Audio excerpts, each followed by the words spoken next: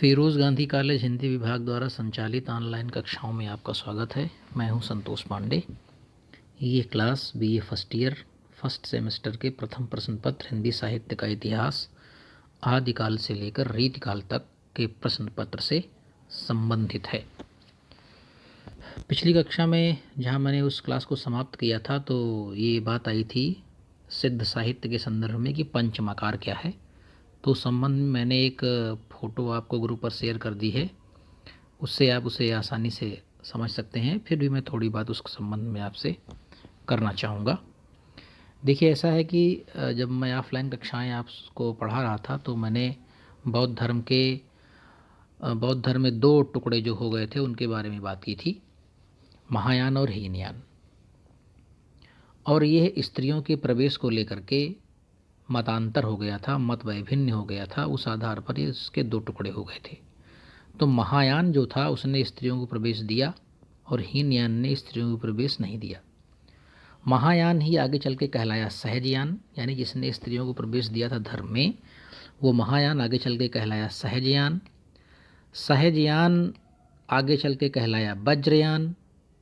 वज्रयान को जिन लोगों ने अपनाया उन्हें कहते हैं वज्रयानी, और इन्हीं वज्रयानियों को कहते हैं सिद्ध। तो सिद्धों के यहाँ यानी वज्रयानी संप्रदाय में तांत्रिक साधना की बहुत प्रधानता थी। तंत्र और मंत्र उनके यहाँ प्रमुख रूप से छाया हुआ था। और ये तंत्र जो था ये वाह्य अनुष्ठानों पर आधारित था, मतलब कर्मकांड इसमें ऊपर से बहुत दिखाई पड़ता था, अंदर से इसके बड़ी गूढ़ साधना थी। लेकिन धीरे धीरे क्या हुआ कि गूढ़ साधना हट गई और बाहरी कर्मकांड प्रबल हो गया। कैसे? ठीक उसी प्रकार से जैसे हम ये कहते हैं कि हमें ईश्वर स्मरण करना चाहिए, ईश्वर की भक्ति करनी चाहिए, ईश्वर का नाम जपना चाहिए, लेकिन कर्मकांड उसे क्या करता है? 2 घंटे पूजा करना, ये रामनामी ओढ़ना, गंगा स्नान करना, मंदिरों में जा कर के घंटों लाइन लगा करके मूर्तियों का दर्शन करना, या मस्जिद बना करके वहाँ नमाज पढ़ना। तो इस प्रकार के जो वाह्य आचार थे जिनका कबीरदास ने भी आगे जम करके विरोध किया, तो होता क्या था कि आंतरिक साधना पर बल देना खत्म हो गया और वाह्य साधना पर बल देना प्रभावी होता चला गया। तो सिद्धों के यहाँ जो तंत्र साधना थी उसमें मांस खाना, मदिरा पीना और संभोग करना, मछली खाना, ये तमाम प्रकार के जो वाह्याचार प्रचलित हो गए थे, इनको कहा जाता है वामाचार। क्या कहते हैं इनको? वामाचार। तो वामाचारों के कारण पूरा सिद्ध संप्रदाय एकदम से आक्रांत हो चुका था। हर तरफ वामाचार की ही प्रधानता थी। उसके अंदर जो गूढ़ साधना थी वो धीरे धीरे गायब हो गई। इस तरह के आचारों से वज्रयान संप्रदाय में अनेक प्रकार की विकृतियां आ गई, तमाम प्रकार की गड़बड़ियां उसके अंदर आ गई। जिन लोगों ने इस साधना का प्रचार किया उनका कोई एम ऐसा नहीं था कि हम इसे गलत ढंग से व्याख्यायित करें। उनका उद्देश्य बहुत पवित्र और बहुत शुद्ध था। लेकिन बाद के लोगों ने इसको बहुत विकृत बना दिया। मद्य, मांस, मदिरा, मैथुन, मुद्रा यही प्रमुख हो गया और इसके अंदर की जो साधना पद्धति थी वह धीरे धीरे लोप होती चली गई। इसको हम एक प्रकार से और समझ सकते हैं, जैसे कहा जाता है आयुर्वेद में और होम्योपैथ में कि विषस्य विषम औषधम, विष ही विष की दवा है। अर्थात यदि हम विकारों से ग्रस्त हो गए हैं, हमारे अंदर तमाम प्रकार के विकार आ गए हैं, खराबियां आ गई हैं, तो उनको किसी अन्य विकार से ही दूर किया जा सकता है। यानी अगर हमारे अंदर विष आ गया है तो उसे विष से ही दूर किया जा सकता है। इसका अर्थ है विषस्य विष मौषधम। लेकिन उस विष की मात्रा कितनी होनी चाहिए, उस विष को कैसे लेना है, ये सब डिपेंड करता है कि उस आपके शरीर के अंदर जो विष आ गया है उसे वह विष किस प्रकार से दूर कर सके। बस होम्योपैथी में तमाम प्रकार की ऐसी दवाएं आती हैं जो तमाम विषों से बनाई जाती हैं। संखिया नाम का एक विष है, उससे जहर, कोबरा के जहर से तमाम दवाएं बनाई जाती हैं, जो जिन्हें दे करके तमाम रोगियों को ठीक किया जाता है, लेकिन वो औषधि के रूप में ली जाती है, इसलिए वो दवा के रूप में कार्य करती है और वो रोगी को फ़ायदा पहुंचाती है। लेकिन अगर उसे औषधि के रूप में न लेकर के आहार के रूप में लेने लगे, कोई खाने लगे उसको, तो जाहिर सी बात है उसकी मौत हो जाएगी। तो ठीक यही था कि जो ये पंचमकार था, इसका विकृतियों से संबंध ज़्यादा हो गया, आगे चल करके गूढ़ साधना से इसका संबंध कम रह गया। तो इस प्रकार से हम समझ सकते हैं कि सिद्धों के यहाँ जो पंचमकार हैं वो क्या चीज़ें हैं। अच्छा, आगे चल करके जब हम पढ़ेंगे नाथ साहित्य तो आप देखेंगे कि गोरखनाथ ने इन्हीं विकृतियों को वज्रयान संप्रदाय से हटा करके और इनका बड़ा विरोध किया उन्होंने, गोरखनाथ जी ने, और एक नए पंथ का, एक नए संप्रदाय का प्रवर्तन किया और वो कहलाया नाथ संप्रदाय। हम आगे चल करके इसके बारे में पढ़ेंगे। तो चलिए हम सिद्ध साहित्य के संबंध में कुछ और बातें लिखते हैं। अध्ययन अध्यापन की शैली वही रहेगी जैसी ऑफलाइन कक्षाओं में चला करती है। मैं आपको यहाँ से कुछ नोट्स दूंगा और जहाँ कहीं आवश्यक होगा उसे व्याख्यायित करता हुआ चलूँगा। तो चलिए, कुछ एक आध बिंदु और बचे थे, हम लिखते हैं। लिखिए, सिद्धों में ब्राह्मण, क्षत्रिय, वैश्य, शूद्र, कायस्थ, धोबी, चमार आदि सभी वर्णों और जातियों के लोग थे।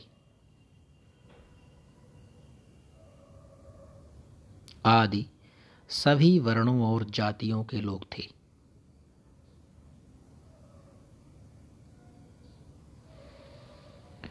अगला बिंदु लिखेंगे, सिद्धों की रचनाओं में भाषा के दो रूप दिखाई पड़ते हैं। सिद्धों की रचनाओं में भाषा के दो रूप दिखाई पड़ते हैं।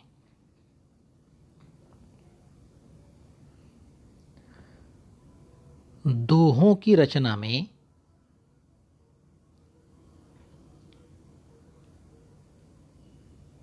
पश्चिमी भाषा का पुट है,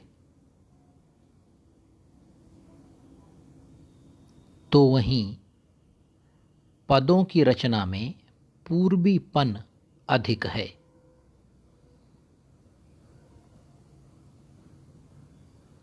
पूर्वीपन अधिक है।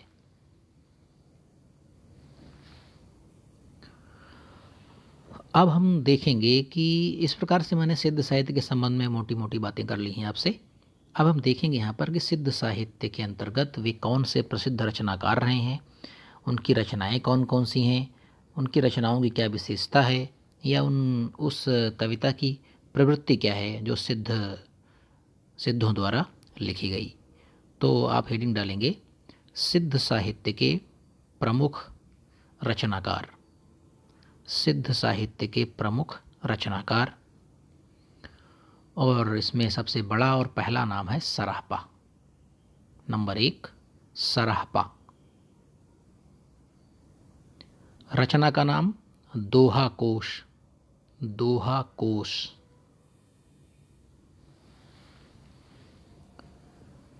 अगला बिंदु लिखेंगे, इनके द्वारा रचित कुल ग्रंथों की संख्या 32 मानी जाती है।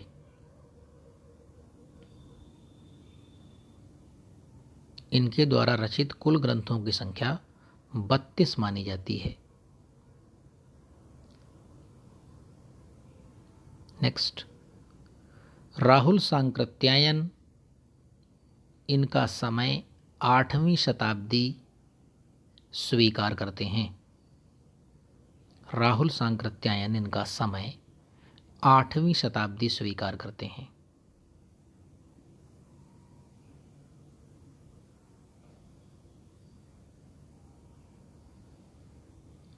नेक्स्ट, सराहपा को अन्य कई नामों से भी जाना जाता है।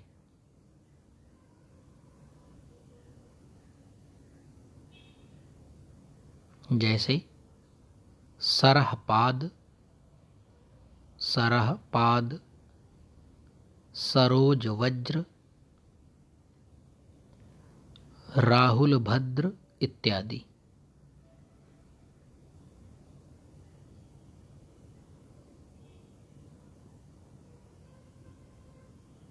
अगला बिंदु, सरहपा को बौद्ध धर्म के शाहजहान शाखा का प्रवर्तक भी कहा जाता है। सरहपा को बौद्ध धर्म की शाखा शाहजहान का प्रवर्तक भी माना जाता है।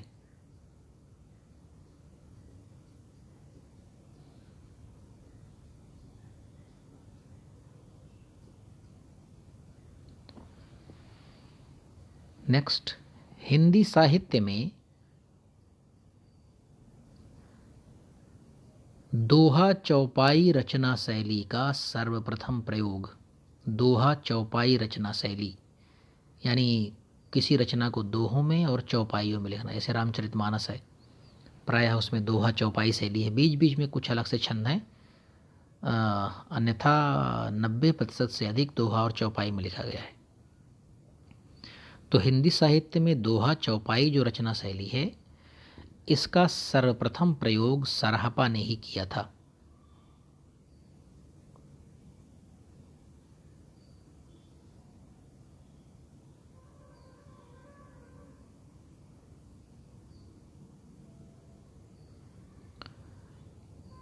इनकी रचना दोहा कोश का सर्वप्रथम संपादन राहुल सांकृत्यायन ने किया। इनकी रचना दोहा कोश का सर्वप्रथम संपादन राहुल सांकृत्यायन ने किया।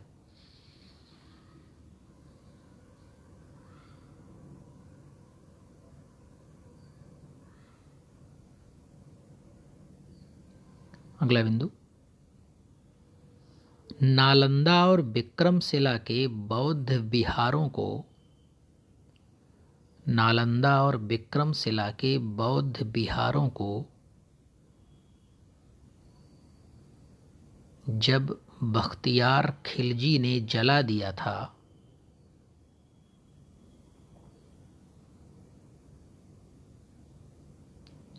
तो बहुत से सिद्ध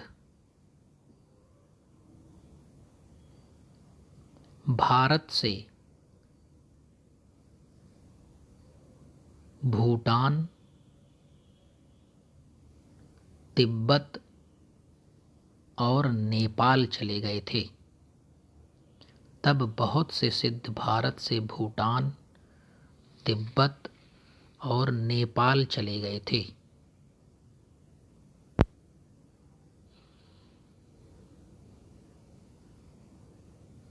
ये इतिहास की घटना है।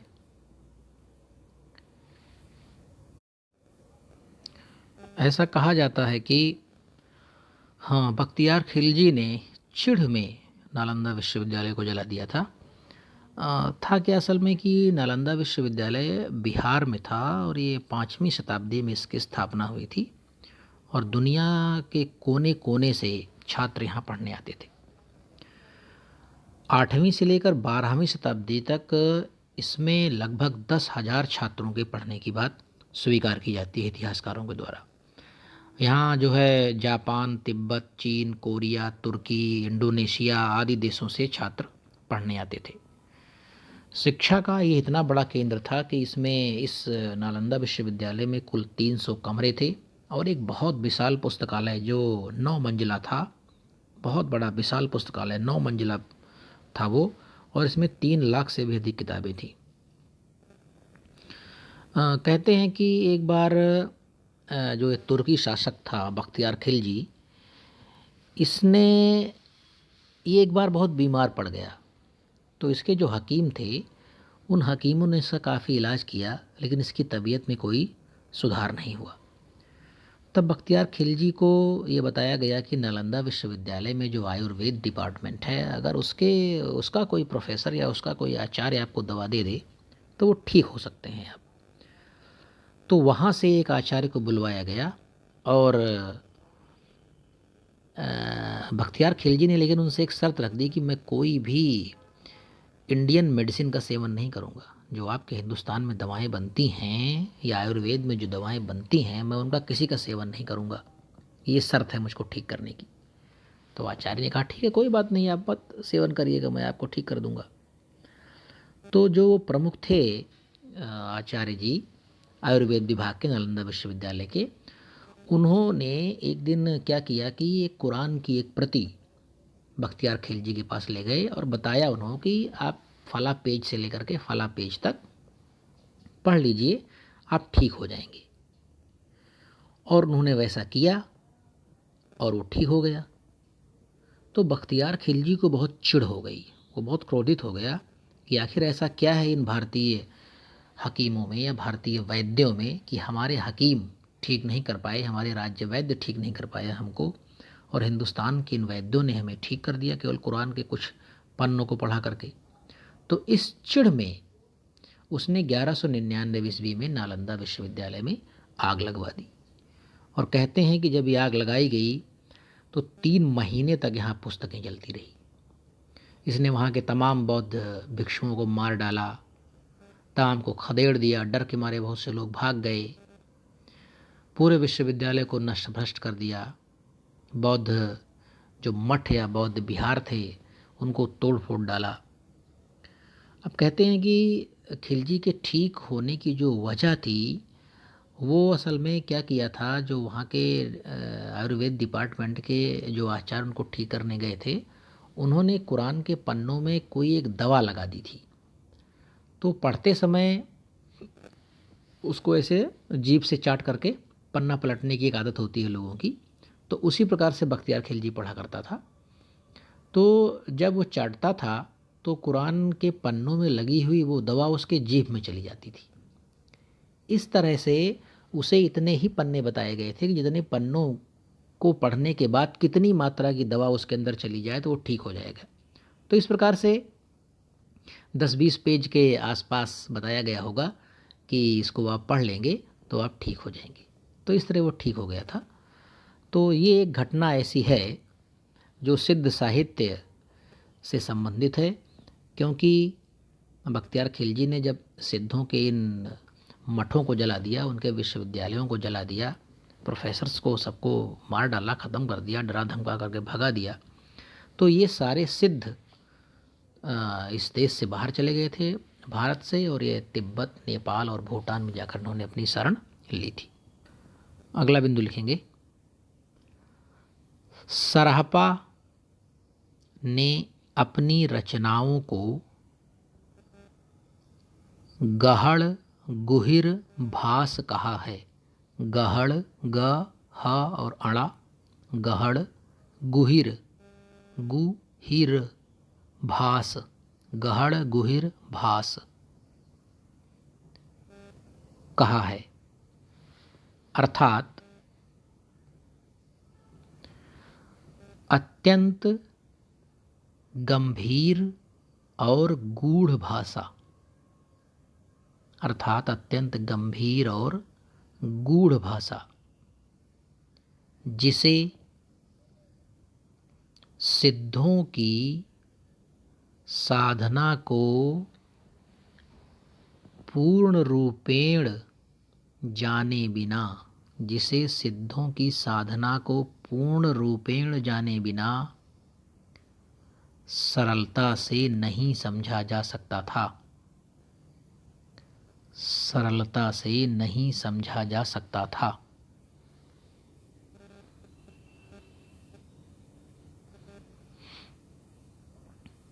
चलिए, तो इस प्रकार की कुछ जानकारियाँ आपको सराहपा के बारे में मिली हैं। अब दूसरे जो कवि हैं वो हैं सबरपा। सबरपा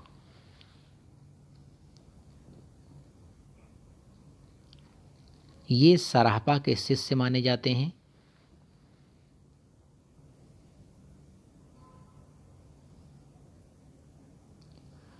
इनकी रचना का नाम है चर्यापद।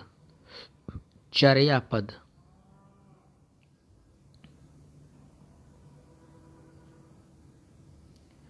इनकी रचनाओं में सांसारिक मोह माया का विरोध मिलता है।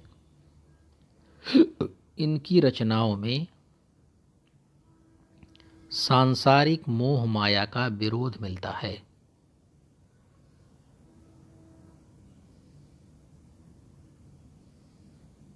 अगला पॉइंट,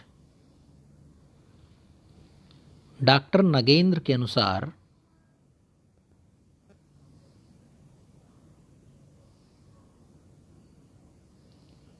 84 सिद्धों में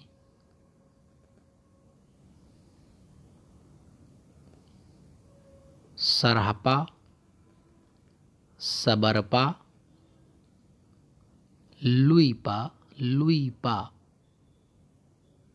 डोम्भिपा, कणहपा तथा कुक्कुरिपा आदि सिद्धों को श्रेष्ठ माना जाता है। आदि सिद्धों को श्रेष्ठ माना जाता है। तो इस प्रकार से हमने आदिकाल में सिद्ध साहित्य से संबंधित कुछ बातों की चर्चा आपके बीच में की है, जिसमें सिद्ध क्या है, कैसे हुआ, कैसे इनका आगमन हुआ, कौन कौन से लोग सिद्ध हैं, इनकी संख्या कितनी है, इनके प्रमुख रचनाकार कौन कौन से हैं, इनकी रचनाएं कौन सी हैं, इनकी रचनाओं में क्या प्रवृत्ति देखने को मिलती है, आदि विषयों पर चर्चा हुई है।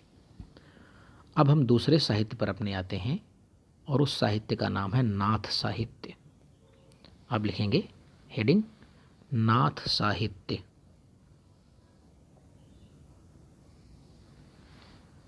बारहवीं से 14वीं शताब्दी के मध्य 12वीं से 14वीं शताब्दी के मध्य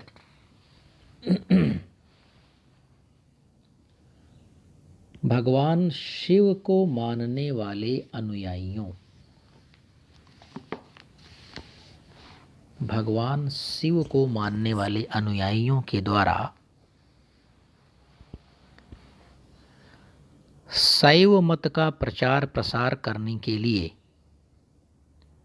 शैव मत का प्रचार प्रसार करने के लिए जो साहित्य लिखा गया उसे नाथ साहित्य कहते हैं। जो साहित्य लिखा गया उसे नाथ साहित्य कहते हैं।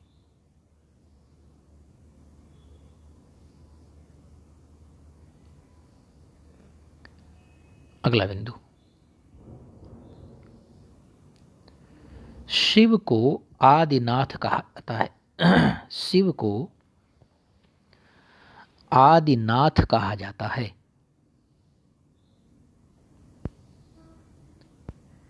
इसलिए इस संप्रदाय का नाम नाथ संप्रदाय पड़ा। इसलिए इस संप्रदाय का नाम नाथ संप्रदाय पड़ा। अगला बिंदु, नाथ संप्रदाय के अतिरिक्त इसके अन्य अनेक नाम मिलते हैं। नाथ संप्रदाय के अतिरिक्त इसके अन्य अनेक नाम मिलते हैं, जैसे योग मार्ग, योग संप्रदाय, सिद्ध मत, अवधूत मत आदि।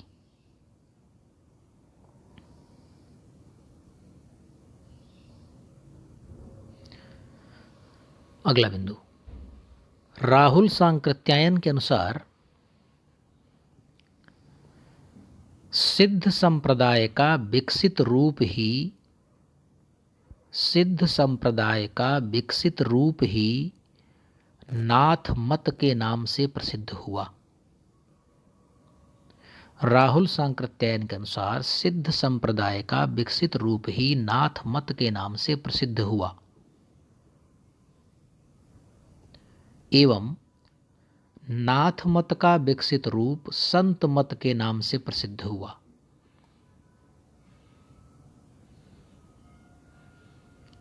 एवं नाथ मत का विकसित रूप संत मत के नाम से प्रसिद्ध हुआ। तात्पर्य यह है कि राहुल सांकृत्यायन ने कहते हैं कि सिद्ध संप्रदाय जब आगे विकसित हुआ तो वो नाथ संप्रदाय के रूप में प्रसिद्ध हो गया। नाथ संप्रदाय जब और आगे विकसित हुआ तो उसे हम संत मत के नाम से जानने लगे। अगला बिंदु, नाथ संप्रदाय के अंतर्गत मुख्यतः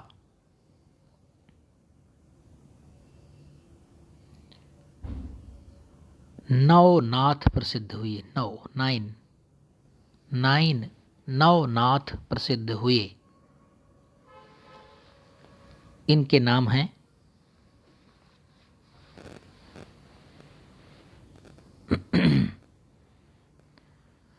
आदिनाथ, पहला आदिनाथ, दूसरा मत्स्येंद्रनाथ, तीसरा गोरखनाथ, चौथा नागार्जुन,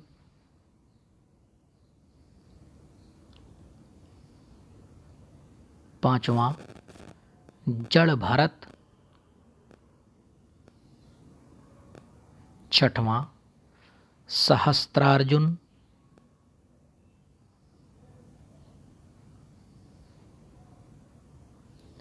सातवां दत्तात्रेय, आठवें देवदत्त और नौवें जालंधर।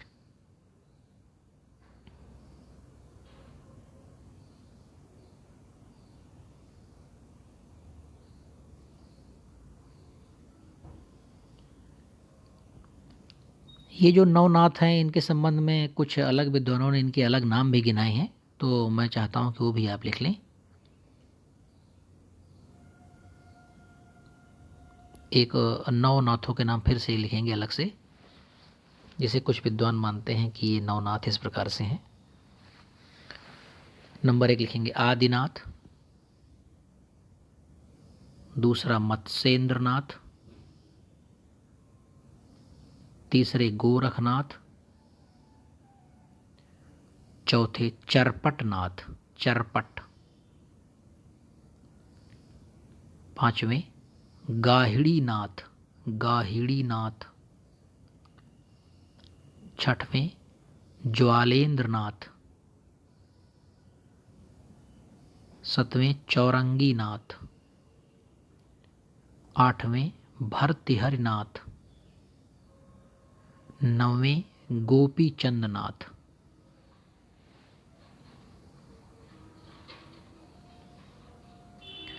अगला बिंदु, नाथ संप्रदाय को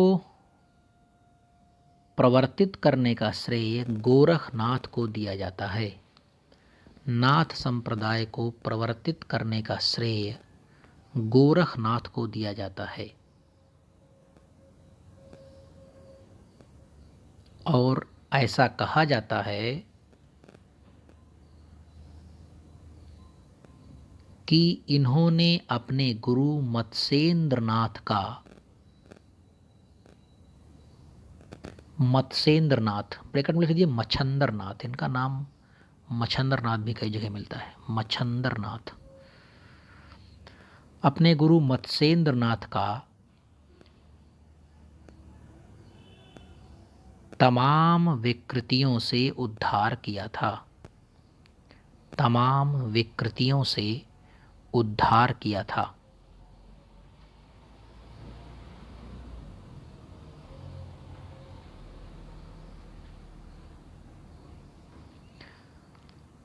अब हिंट डालेंगे आप, नाथ साहित्य की प्रमुख प्रवृत्तियां या विशेषताएं। नाथ साहित्य की प्रमुख प्रवृत्तियां या विशेषताएं।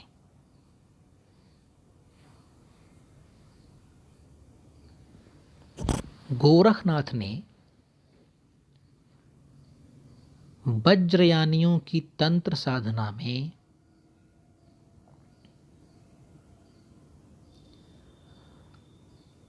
आमूल चूल परिवर्तन करके नाथ संप्रदाय का विकास किया।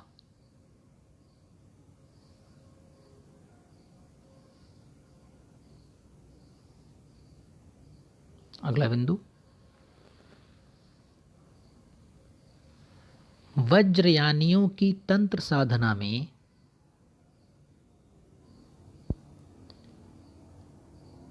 ऐसे विभिन्न प्रकार के आचार विचार प्रचलित थे वज्रयानियों की तंत्र साधना में ऐसे तमाम प्रकार के आचार विचार प्रचलित थे जिन्हें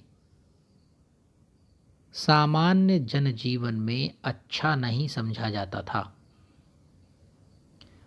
जिन्हें सामान्य जनजीवन में अच्छा नहीं समझा जाता था।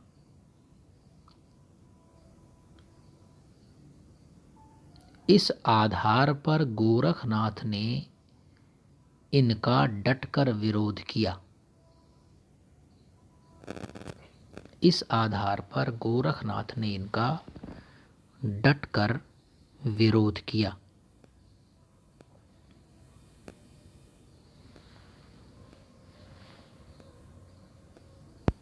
अगला बिंदु, नाथ साहित्य में नारी निंदा का सर्वाधिक उल्लेख मिलता है।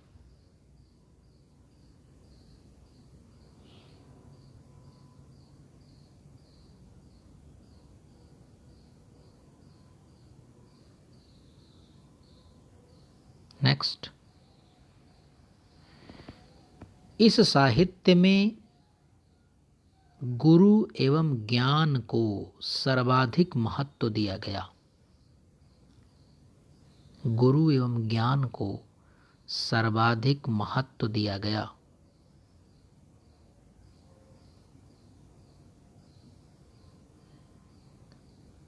अगला बिंदु, इस साहित्य में सांसारिक भोग विलासों एवं मनोविकारों की निंदा की गई। इस साहित्य में सांसारिक भोग विलासों एवं मनोविकारों की निंदा की गई, यानी जो मन में तमाम प्रकार के विकार हैं उनकी, और दुनिया में जो तमाम प्रकार के ऐश्वर्य हैं, जो लग्जरियस जीवन है कि उसमें भूल करके, उसमें भटक करके आदमी ईश्वर को भूल जाता है, इन सब की बहुत निंदा की गई। अगला बिंदु, इस साहित्य में हठ योग साधना पद्धति को अपनाया गया।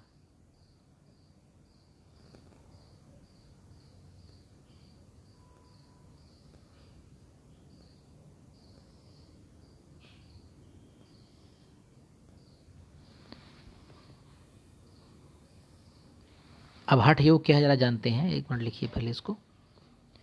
गुरु गोरखनाथ द्वारा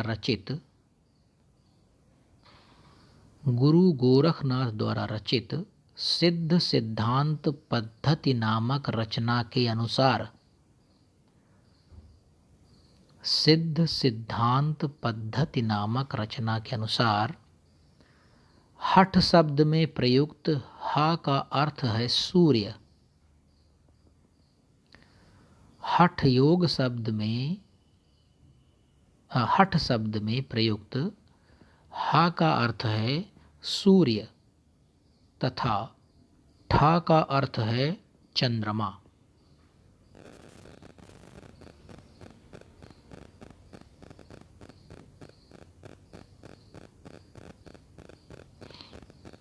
अगला बिंदु, किसी भी व्यक्ति के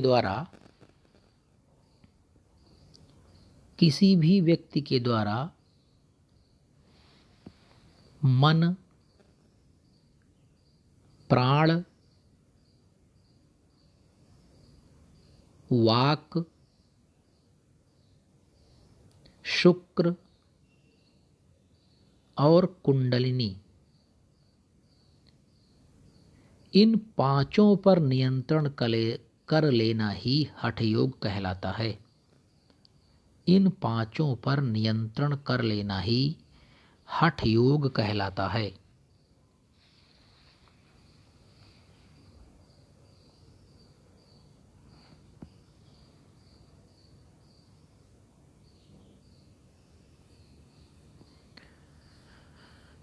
चलिए अगली हेडिंग आप डालेंगे, नाथ साहित्य की प्रमुख रचनाएं।